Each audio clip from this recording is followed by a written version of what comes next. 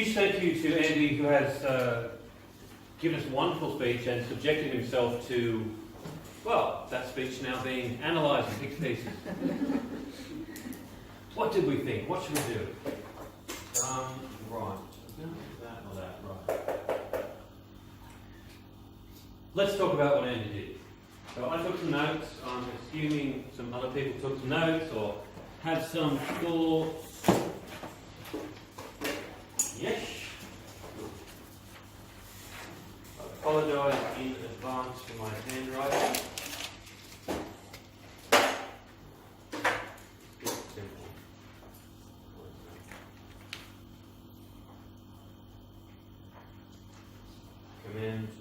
Recommend. Tell me one thing that you liked about Andy's speech, one thing he did well, briefly. Anybody? Hit me. Use of pause was good.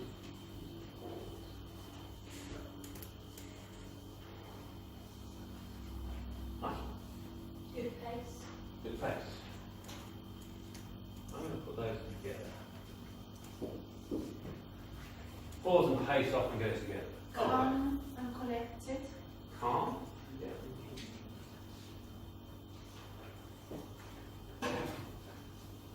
What's the effect of being calm? Reassuring. Sure. I thought he was reassuring. Gives the impression of being in control. Mm-hmm. Yeah, absolutely. Absolutely. Control.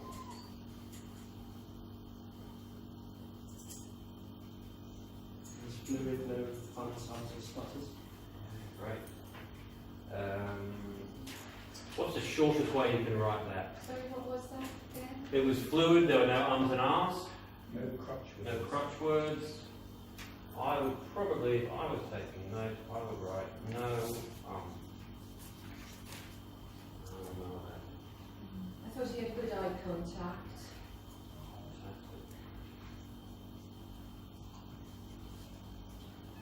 I think the story about Mary gave a really good structure to the speech, made it come alive. So, we say structure.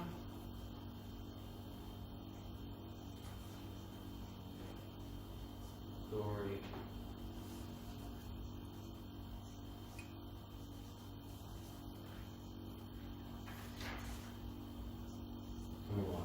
One more. So the use of the body, for example, when peering over, you use a silent document by moving over the cross and acting around. Move. Hearing. If I say that, you know what I mean? Yeah. Remember that bit? Yeah.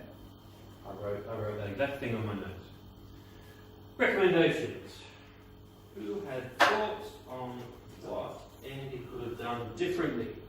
Not the easiest notes because you know what he's talking about. Absolutely. Couldn't agree more. Notes. Notes, it's in the recommend column, so we know we didn't like his notes. Maybe hand gesture, use of more hand gesture to sound more effective.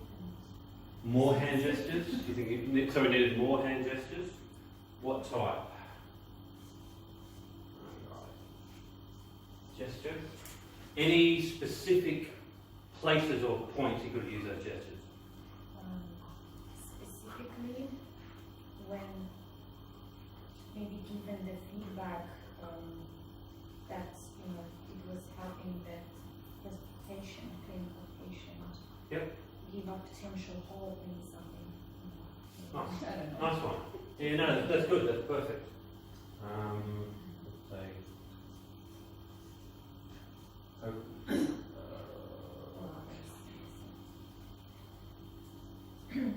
That's the answer. Broad. Could the pitch increase, change, altered? You need more variation. Yeah. If I'd been at Toastmasters for a long time, I would probably write VV and be done with it. Do you know what that means? Vocal variety. It's a real Toastmasters cliche buzzword. So I'll say, let's say, pitch. Very pitch. Yep. I was going to say he really knew his subject and perhaps conveyed a little bit more enthusiasm, but because he was really, we knew he was enthusiastic Yeah. about it, but conveying that. Okay. How do you think? I'd say absolutely yes. Again, Good with, observation. again with sort of raising his voice and the tone.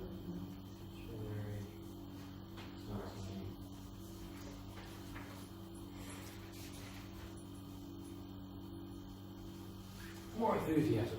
Yeah. One more. Yeah. So first of all, I didn't have any of those because That's fine, yeah. I don't actually agree with those, but I struggled to find recommendations. And I haven't been long, but I thought it was excellent.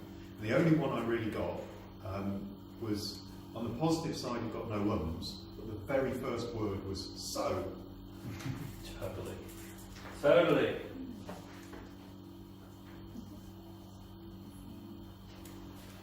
That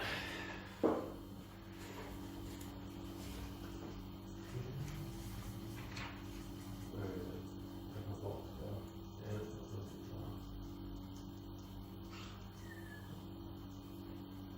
that's why I have that box. Opening. I'm paying attention right from the opening, and I have written so. It's the first thing I wrote on this page. So absolutely agree with that completely. So, purely out of curiosity, what don't you agree with on that? I thought he did make good use of gestures. There was lots of hand movements. I wrote down the different vocal tonal variation. I wrote on the commend side rather than the recommend side. Okay. And I thought it did have plenty of enthusiasm, but maybe that's because I don't have that much enthusiasm. So it was pretty good. So isn't that interesting? So we've got the exact same things, and someone says really like it, someone says could be improved. Who's right? Everybody. Yeah, it's a little bit wishy-washy, everybody's right. I sort of hate that in some ways. But it is valid because everybody will receive your speech in their own way. And again, this is feedback, not right and wrong. And also because with another purpose. Yeah. If the purpose was to persuade, I would have more drama, more gestures, more vocal variety, and so on. So, if it was informative. what was the purpose of Andy's speech? Excellent point, excellent point. What was the purpose of Andy's speech? Audience. I don't remember. I think he's trying to sell. I think He's it trying was, to sell the technology. I thought it was to educate. Yeah. Yeah, there's sort of two, aren't there? There's whatever the title is, sort of implies what the purpose is, but there's also specific speech objectives in terms of the Toastmasters exercises. Yeah, and I mean the objectives of this speech are reasonably broad. They're a little bit vague. It's just about giving a speech, which is Well organised. well organised. There you go. It's a little bit on structure. So one of the skills of a good evaluator is to glean what the purpose of the speech is. In an evaluation contest, you don't know what the speaker's purpose is. In a club, you will say, they're doing this manual, this project, this objective, and you have that. And hopefully you've also spoken in advance to the speaker and got their personal objective. In a contest, you have to figure all that out for yourself because you don't know who the speaker is and they'll just be introduced with their name and speech title. So one of the biggest skills in a contest is saying, I think the purpose of this speech was, and it was or was not achieved. Yeah, and that is always really, really important in any evaluation. So we had, I think, two things. It was to educate about this technique, this technology, or to sell this technology. Could possibly be either. Did he achieve either of those purposes? What do we think? Yeah. I think he did it brilliantly. I think the objective was to convince us that the technology enhanced and enabled the patient. And you used to have had fabulous technique. You played devil's advocate. You led us very briefly down, like sometimes tech gets a bad rap, almost like, and then you knocked it down. So you demonstrated like an unconvincing point, and then like, but we don't want to believe that. And that was really a good hook for me. I think you delivered that really well. it was really a very good convincing technique, I thought.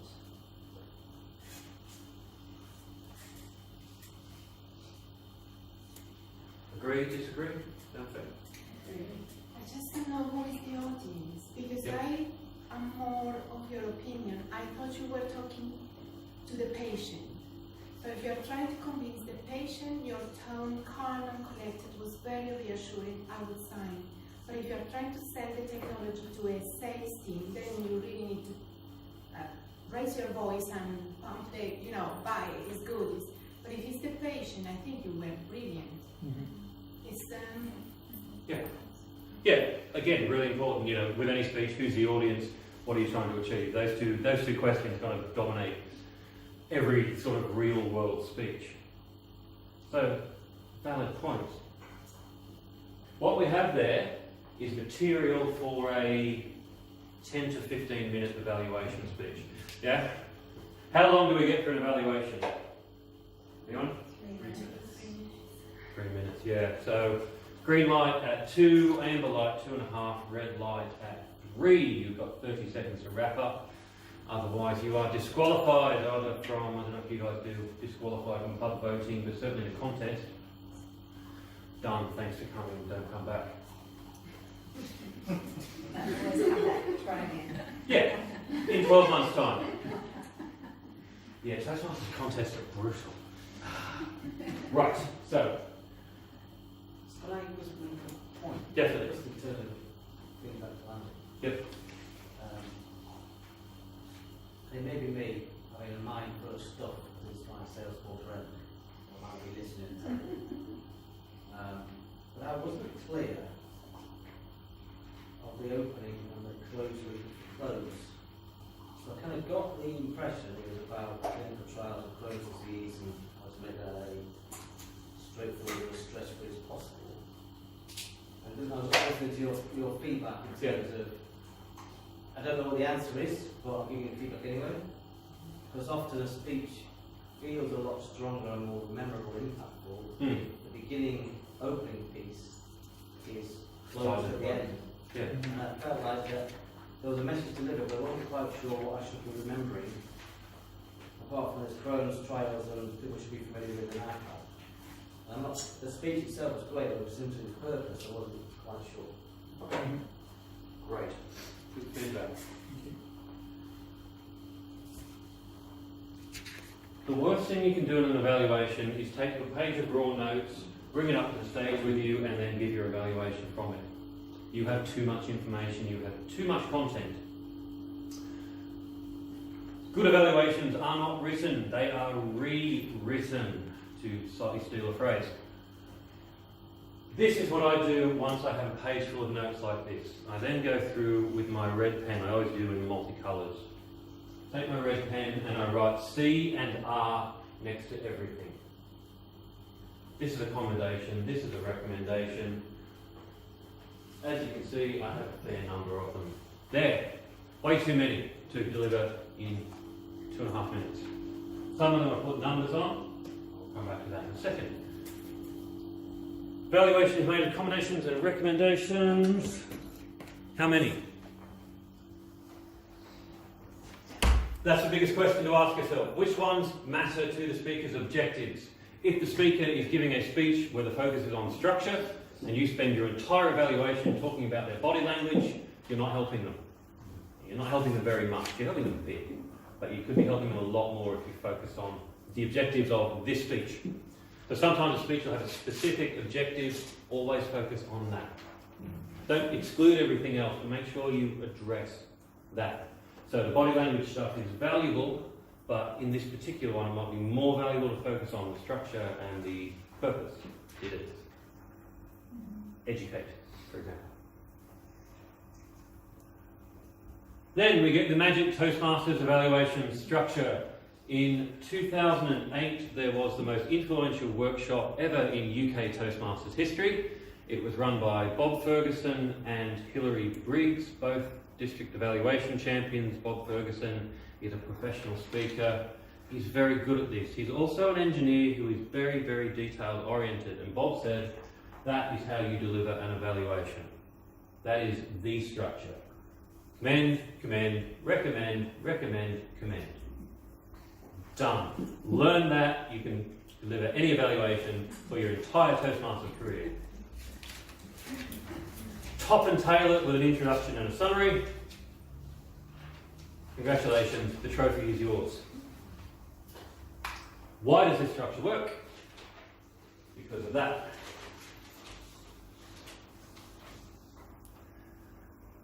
Those are times. That's how long, roughly, and I'll be honest, I can't remember the exact times that Bob had. It's slightly different to that. I've been generous there. Introduction, 10 seconds. If you're spending more than 10 seconds on the introduction, you're waffling.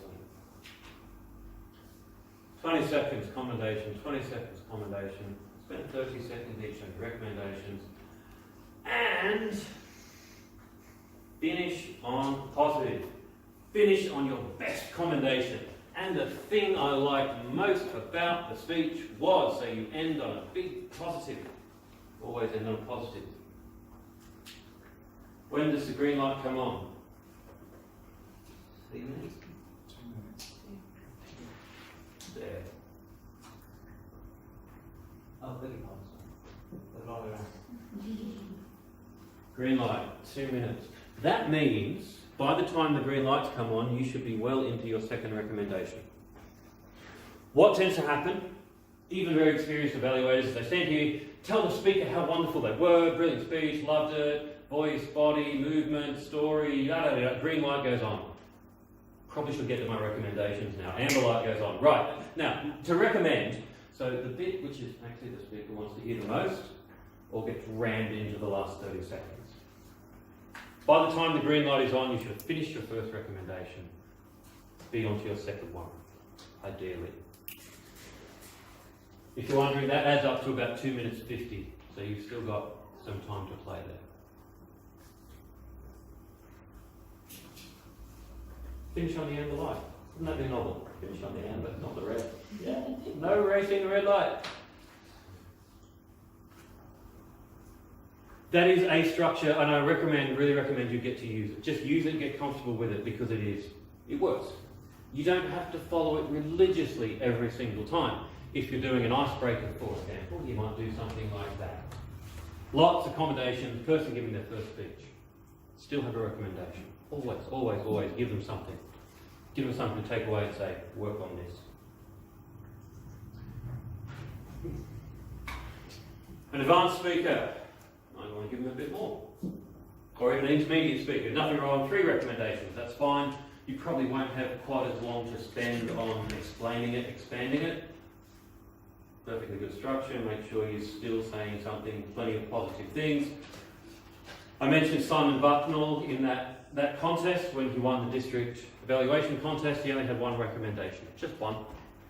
But he went into it at great depth, explained why it was sort of fundamental to the speech, and he gave a very long explanation. Just 1 really good solid thing for the speaker to work on. You can come up with 5, 10 recommendations. The speaker's not going to take all of those on. Pick what you think are the most important ones. 1, 2, no more than 3. Never more than 3. It's too much. And you can play with the order a bit. But this works. This works really well. It fits the time and it fits the purpose of what we're doing. Does that make sense? Any questions on that? Because the thing with a speech which is unprepared, structure is your friend. It gives you a backbone to just throw things at, and they'll hold. The more prepared a speech is, the less the structure is present. The structure can disappear in a really well-prepared speech that you've had time. Andy's speech flowed very nicely, and there wasn't a signposted structure because it was well put together. Evaluation, you only get 5 minutes to put it together. It's your minimum time. So, strong structure. Put it on phones. Done. Do your clubs evaluate table topics? Yes, yes, yes, yes, yes. Anyone know? Good. Excellent. Table topics should always be evaluated. It's just a dog drinking water, it's fine. General evaluation. People often ask, how do I do it? How do I evaluate table topics? How do I do the general evaluation? And they are both done in exactly the same way. One is good practice for the other. Structure, structure, structure. Exactly the same thing, just don't write as much. Here is my structure for doing table topics or general evaluation. Every single speaker, commend, recommend, commend, next speaker, commend, recommend, commend, next speaker, commend, recommend, next speaker. Don't waffle. Don't chat. Oh, the Toastmaster was great, blah, blah, blah, blah, blah. 3 minutes later, you're still talking about the Toastmaster, you haven't got any of the evaluators. Really, really tight discipline with those evaluations, and you can evaluate 10 people in about 6 minutes. It's a doddle. You believe me? Yeah. Good. It's true. It's actually true.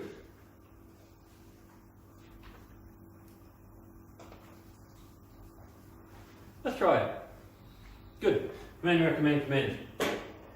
We have 1, 2, 3, 4, 5, 6, 7, 8. About 8 commendations. 1, 2, 3, 4, 5. We'll go with 6.5 recommendations. You've got your own. Who wants to do a quick commend, recommend, commend? I would like a volunteer. BT, you fancy? Who wants to give it a go? So you're going to do an abbreviated evaluation, less than 1 minute, and as if it is, you're just sort of ripping the middle out of one of your evaluations. Anyone feeling brave? Come on, the content is there. Good man. I'm John. John. I saw you when I first joined that. Yes. At least we remember already. Yeah. Back in the day. So, we're going to take it as read that you've done your introduction. Yep. And what you're going to do is... what you're going to do is give Andy his one commendation, one recommendation, and then one commendation. Okay. Might be very short. That's the idea. That is exactly the idea. I hope it is. Go for it. So Andy gave us a wonderfully fluent speech. It was well thought out, well planned. It was very well delivered. That's my first commendation to you.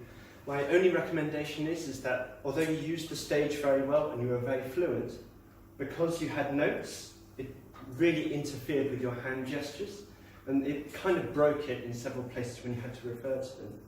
And as a result, it not only did that, it interrupted the flow of your speech when you looked down, and it was obvious to everybody. However, ending on the commendation, hand gestures were great overall, your vocal variety was good, you came across with a bit of passion, and you came across very, very knowledgeable, and it was really enjoyable to listen to. Thank you.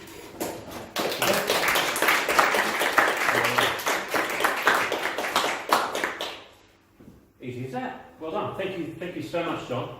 Did that sound rushed? No. Oh, I didn't think so. I thought it sounded very good. The recommendation, actually there was a bit of depth in there. I thought he explained it nicely. How long do you think that took? 55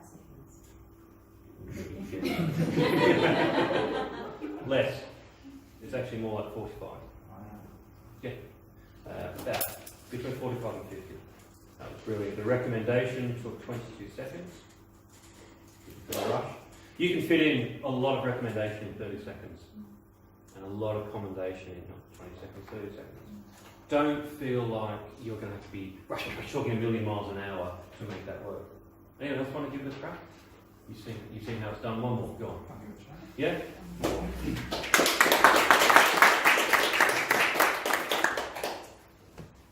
So what I loved about Andy's speech, it wasn't what he said, it was how he said it.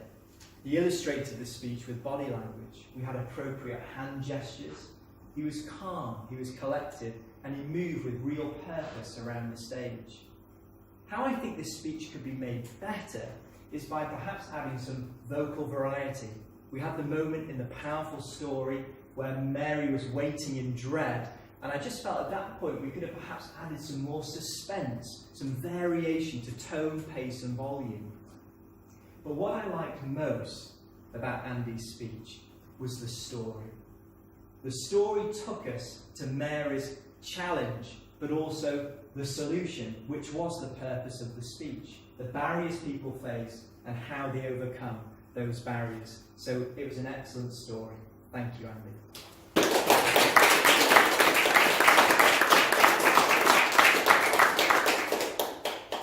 Outstanding. Very similar timing. Recommendation was about 22 seconds again. Nice and relaxed. Amazing how much you can do in less than a minute. Imagine what you can do in 3. Summation. Okay, 15% of your mark in a contest is your summary. What does that mean? That means you have to have a summary at the end of your evaluation or you get nothing. Toastmasters says having a summary at the end of this is good. What makes a good summary is one of the trickier questions to answer in the whole realm of evaluation. Everyone has their own theory. My take is it should be short, there, concise. That's the main thing. So you're not re-giving your evaluation. Okay, again, you've given your evaluation once. What you want to do is pick the eyes out of it and just say, in summary, and use the words in summary, in conclusion, to wrap up. In summary, I'd say to Andy, work a bit more on his pitch modulation and think about who the audience of this speech is. Because overall, it was such a powerful speech. It told a wonderful story and I think really made a compelling case about why this technology will help people like me. So you're not going through each individual bit of your evaluation, you're just grouping them together and finishing on something really positive. Or 2 years ago, a gentleman named Tasmia won the district evaluation contest and his summary was spectacular. A woman had given this speech about emerging technologies and he said, in his summary, he said, I urge Sophie to go and use this speech and deliver it in schools. I think it's the sort of thing that children need to hear, children in high schools need to hear because it's educational and it's inspiring. Brilliant summary. Smashed it, absolutely. So don't retell your evaluation, just pick the eyes out of it and always end on a positive. Yeah? Make sense? Questions? Okay, cool. In summary, putting evaluations together. You don't have much time. Use it effectively. Shorthand, notes, abbreviations, something that works for you. Write less, listen more, rewrite. Never ever speak off raw notes. So, I don't know if you know, in the little trick for evaluation contest, these days you get given a blank piece of paper and you have to take all your notes for the contest on the blank. They call it an evaluation form, it is literally just a blank piece of paper with a Toastmasters logo across the top. They've done it for reasons. A piece of paper folded in half is my favourite size for taking notes on. If you want to come up and have some notes to refer to, I would come up to the stage with something a lot like that. So my preferred way to take notes is to have my points, CCRRC, and then I'll write them down. Bullet points.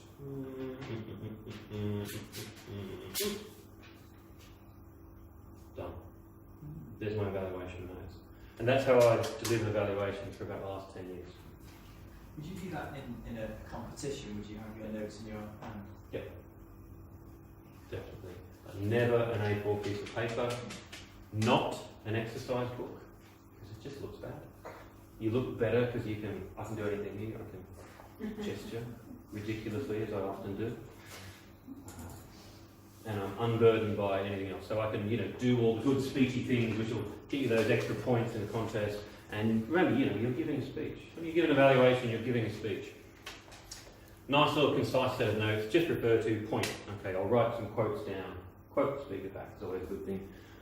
Takes a bit of practice, but get used to it. Again, rewrite your evaluation. Delivery. Oops. There we are. Technique. Sympathetic, sensitive, motivational. I think we've actually just seen two really good examples of that. And in a way, we kind of know how to do that already, don't we? Yeah? No? Yeah? I like to give evaluations using the word I a lot.